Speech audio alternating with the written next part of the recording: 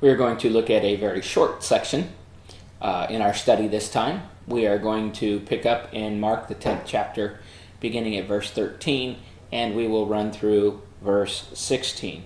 So, beginning at verse 13, we read, "Then they brought young children to him, that he might touch them. But the disciples rebuked those who brought them. But when Jesus saw it, he was greatly displeased, and said to them, 'Let the children come to me, and do not forbid them, for of such is the kingdom of God. Assuredly I say to you, whoever does not receive the kingdom of God as a little child will by no means enter it.'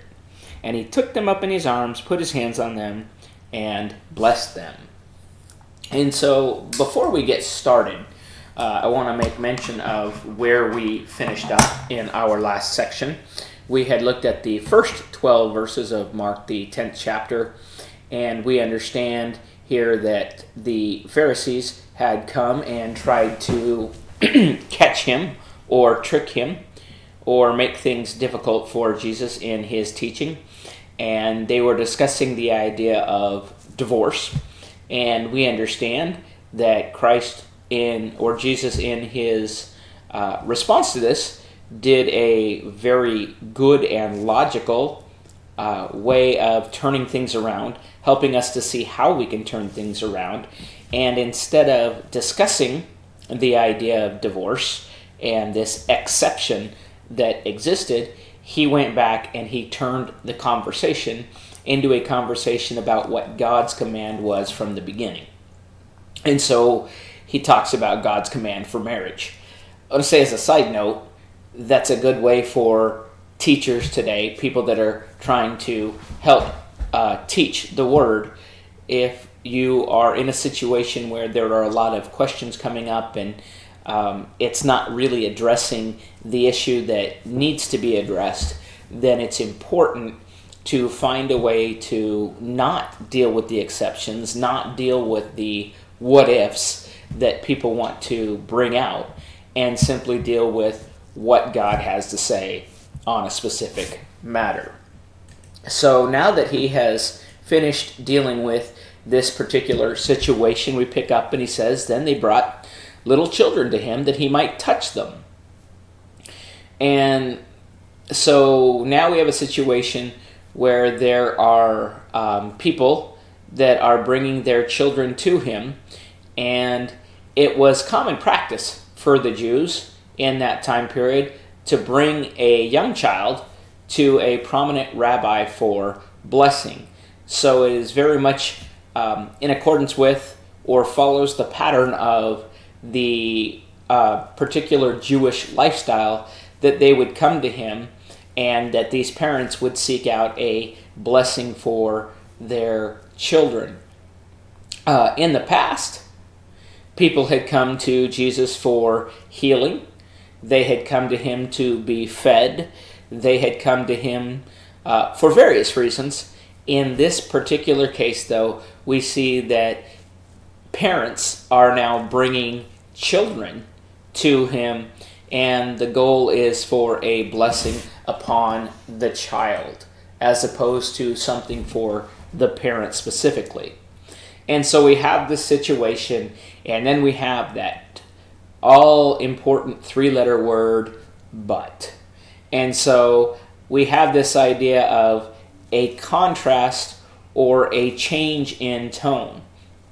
What we have initially is we have a very positive tone of people trying to bring their children to Jesus that he may bless them. They are trying to do good for their children. And then we get this turn from that to the disciples begin to rebuke them.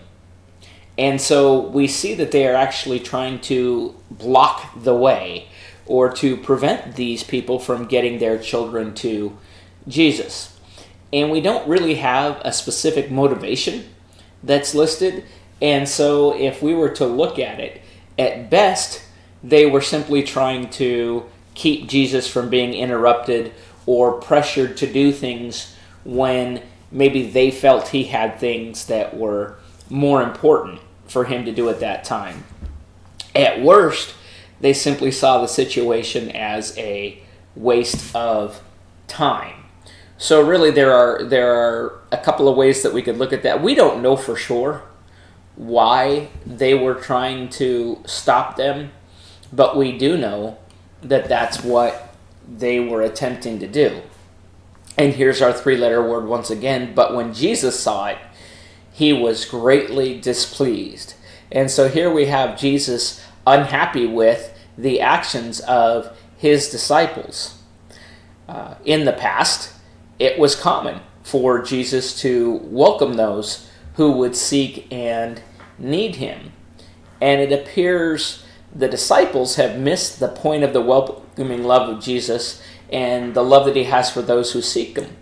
No matter their social status, no matter what others may think of them, it's always been a situation where Jesus has been willing to welcome any and everyone to him with open arms if they seek him. Many of these people that were diseased would have been considered social outcasts, etc. Children didn't necessarily hold a high position or status within the Jewish community. And so there could be this idea of, he's willing to accept them with open arms despite their social status or what other may think. He says, "Let the children come to me, and do not forbid them, for of such is the kingdom of God." And so he lets his disciples know, he commands them, allow the children to come.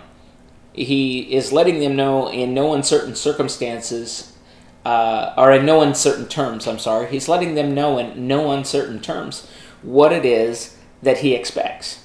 He wants the disciples to leave the children alone and to not hinder them. It was not up to the disciples who should be allowed to see Jesus. And I think there's a good point where, as a teaching point, as we're dealing with others, is that we don't have the right as individuals, whether we are Christians already or considering that possibility, we don't have a right to pick and choose who should be allowed to see Jesus.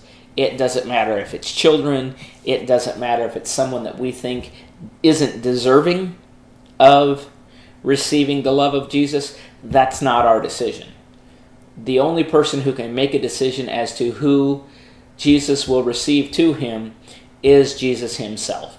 And so that would be kind of a good talking point that we can offer up as we're in studies with other people. It's important also as we think about the idea of children coming to me. There are times, and this is a little bit of a side note, but there are times when parents, especially new parents of young children, feel a little uncomfortable bringing their children to a worship service, bringing their children into a situation where they might be disruptive, or in the parent's mind, they might be disruptive or loud or whatever it is. But as parents, that shouldn't be a concern. Jesus wants those children brought to him. That creates a pattern and a learning for those children. And true Christians will not be upset at someone who has a child that is sometimes making noise in services because they are too young to know any better. Picking up at verse 18 and getting off of that sidetrack, he says, "Assuredly I say to you, whoever does not receive the kingdom of God as a little child will by no means enter it." And so the kingdom of God is a gift that God has offered to us. And we can obtain that gift through his Son. And so when we think of this idea as receive it as a little child, think about the idea of children receive a gift with empty hands and a trusting heart.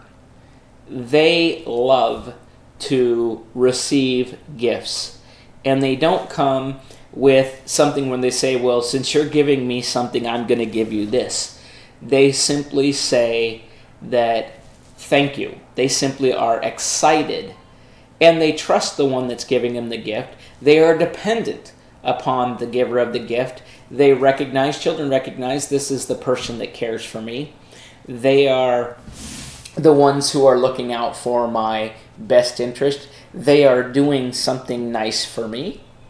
And so if we look at that in terms of becoming as a little child and receiving the kingdom as a little child, we need to be willing to receive the gift with a trusting heart.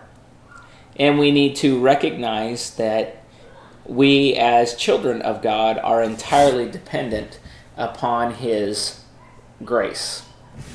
And here is our final slide and our final thought for this particular section.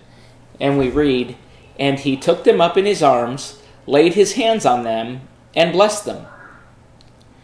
So in summing up our section here of 13 through 16, children were brought to Jesus for a blessing, and he blessed them. In the past, Jesus taught those who needed teaching. He fed those who needed feeding. He healed those who needed healing. And now he blesses those who desire a blessing. And he'll do those same things today. What we see is we see Jesus being consistent in how he treats those who seek them.